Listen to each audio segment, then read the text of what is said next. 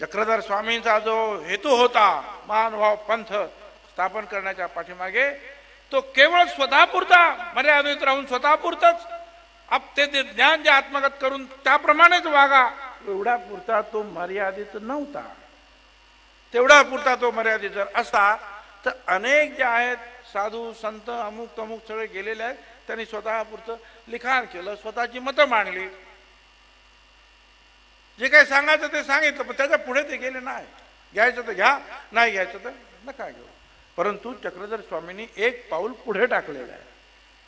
त्यांनी ह्या पंथाची स्थापना केली, महानुभाव पंथाची, आणि त्यांना सांगितलं की तुम्ही सुद्धा मी आणि माझ्या नंतर जे आहे हे कार्य जे आहे सुरू ठेवलं पाहिजे. आज या महानुभाव पंथांचे 1 कोटीपेक्षा जास्त लोक या देशामध्ये आहेत. आपल्या देशामध्ये एकूण लोकसंख्या 100 कोटी असावी, तर थोडीशी वाढते, पण 100 कोटी नक्की. एका माणसाने तुमच्यापैकी 10 लोकांना सुधारण्याचं काम जर हातावर घेतलं तर अख्खा देश सुधारून जाईल. एवढी शक्ती आहे या महानुभाव पंथामध्ये.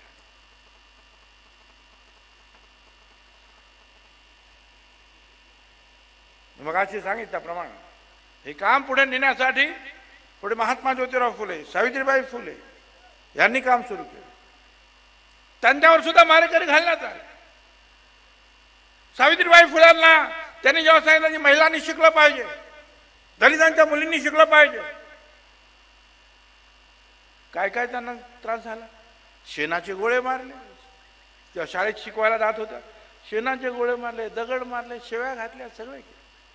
ती माऊली शाळेत जाताना पुस्तक आणि वह्यांबरोबर पाठी दप्तराबरोबर एक लुगडं बरोबर घेऊन जायची. का? तिला माहिती होतं शाळेत जाता जाता चिखलाने माझे कपडे खराब होणार आहेत.